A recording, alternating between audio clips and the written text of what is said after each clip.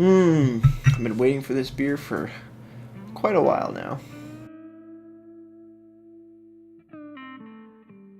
Beer, beer, beer, beer, beer, beer, beer. Hello everybody, welcome back to me, Brewski, for the Rooski Brewski review. And today the beer I have for you is by Brook Brewing Company. And today we are drinking their Raspberry Uber Berliner style Weiss. German style, Das People's Bier. Product of Canada, coming in at a huge 3.8% alcohol by volume and an outrageous 3 IBUs.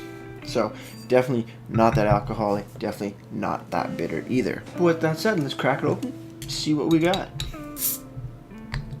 It is cracked. Cool. Now, I've had this beer a couple years ago, or last year. A couple years ago, I don't remember, a while ago though, and I enjoyed it then. I think this was before I was doing videos, and I'm really excited to have this again. So, without further ado, let's pour it into my Osthaus pint glass. Look at that color. It is red. It is straight up red. Pour about half in there.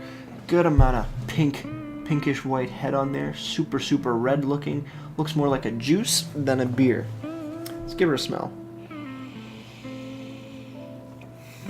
Tart, raspberries, sweetness. It smells like fresh raspberries, like fresh frozen raspberries. That smells really good. A little bit of malty character to it, but not too much. Just more or less raspberries. It smells damn good. Let's just jump right into this.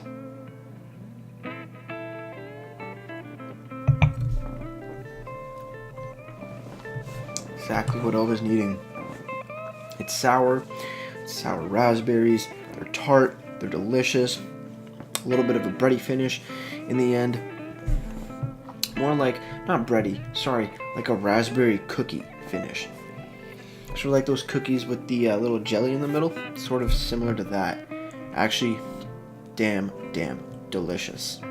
Yeah, super raspberries, it is, absolutely wonderful. So with that said, let's continue drinking this and see what else we got.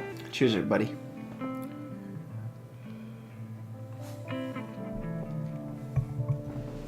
Definitely more tastes like juice than a beer. Just because it's so sour and so fruity as well. This goes down like nothing. And it has such low alcohol content that you could drink it like juice kind of thing. And it won't mess you up too bad if you have a bunch of these. And it is definitely something you can have a bunch of, because, or at least from my point of view, because if you like just like sour juices sort of thing, this is right up your alley. And it's, oh man, it's quite phenomenal.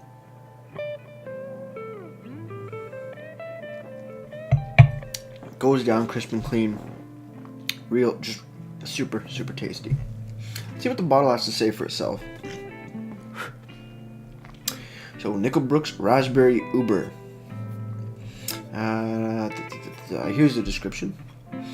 Our brewers decided to have some fun, and they took one of our most scientific creations and made it even more amazing. Brook Raspberry Uber Berlinerweisse uses a refreshing sour style of wheat beer, which has then been aged on the local Ontario raspberries. The result is a massive raspberry flavor explosion that still maintains the incredibly unique qualities of our Uber Berlinerweisse. You're gonna love this, it's a scientific fact. Brewer elements are, the malts that are used are wheat pilsner, the hops are Styran and Goldings, the yeast is Bavarian, Weizen, and Lactobacillus, and fruit is raspberries. On the other hand, they also have government warnings, Surgeon General warnings, stuff like that, which is very nice to see. I think that's for the American market.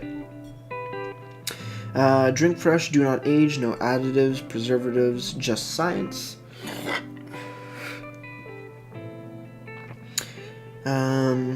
Recommended serving glass is a goblet or a chalice. Mine's dirty, which is a bit of a bummer, but that's alright. Ingredients are water, malted wheat, malted barley, hops, yeast, and raspberries. Other than that, looking for a brewed on date, I don't see one. I thought it'd be on the neck of the bottle. There's nothing on the bottom either or around it that I can spot, which is a bit of a bummer, but no big deal. Still tastes absolutely amazing.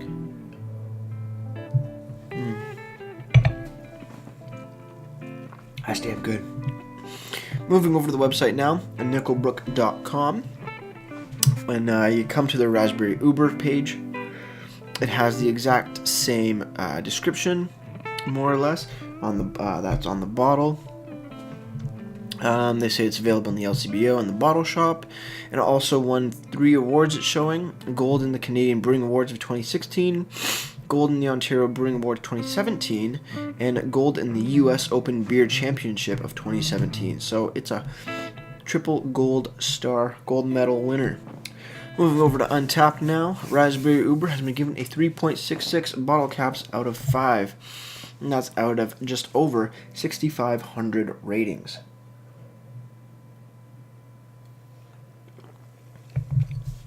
Surprised it hasn't gotten a higher rating. I mean, it's a super tasty beer. A lot of fruitiness, good amount of sour. Sometimes some people may say it's a bit too sour. Just from what I'm thinking of, I think some people might think it's super sour. But for me, I think it's right on the money. It really also has to do with the fact that raspberries can be quite tart as well. So that can add to that little bit of taste factor, but I don't mind it one bit at all. And the raspberries are there. That's the thing. The raspberries, you really taste them, and they don't taste fake. They taste real because they are real. So that's even better for sure. Looking like we are down to our final sip. So let's finish this up, get right to ratings. Cheers, everybody.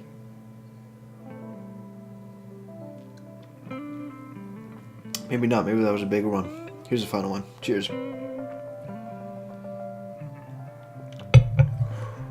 And now let's move on to ratings. So for the Raspberry Uber, it's a damn good beer. It's sour, it's tart, it's great raspberry flavor.